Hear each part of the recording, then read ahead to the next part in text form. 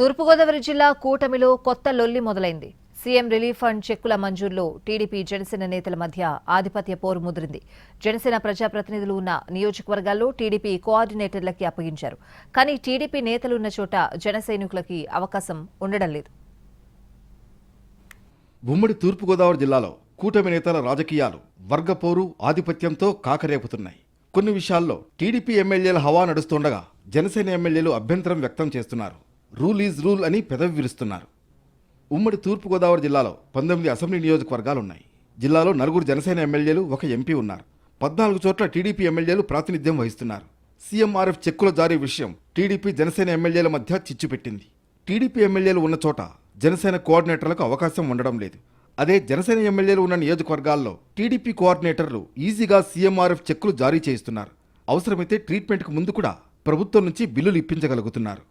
పిఠాపురం నుంచి deputy CM Pawan Kalyan ప్రాతినిధ్యం వహిస్తున్నారు. ఇక్కడ టీడీపీ కోఆర్డినేటర్ వర్మ సీఎంఆర్ఎఫ్ చెక్కుల జారీలో దూకుడుగా వెళుతున్నట్లు చెబుతున్నారు. కొందరు నామినేటెడ్ పదవులు పొందిన వారికి ఈ వెసులుబాటు లేదంటున్నారు. కొన్ని చోట్ల జనసేన కోఆర్డినేటర్లు సిఫార్సు చేసిన పనులు జరగడం లేదంటున్నారు. తమ నియోజకవర్గాల్లో టీడీపీ పెత్తనం ఉన్నప్పుడు వారి నియోజకవర్గాల్లో తమకు అవకాశం ఇవ్వాలి కదా అని జనసేన నేతలంటున్నారు. ఈ వ్యవహారాన్ని పార్టీ పెద్దల దృష్టికి తీసుకువెళ్లడానికి సిద్ధమవుతున్నారు. సీఎంఆర్ఎఫ్ చెక్కుల జారీలో తమకు ప్రాధాన్యత ఎక్కడా అని జనసేన నాయకులు ప్రశ్నిస్తున్నారు. అటు టీడీపీ ఎమ్మెల్యేలు సైతం తగ్గే ప్రసక్తే లేదని అంటున్నారు.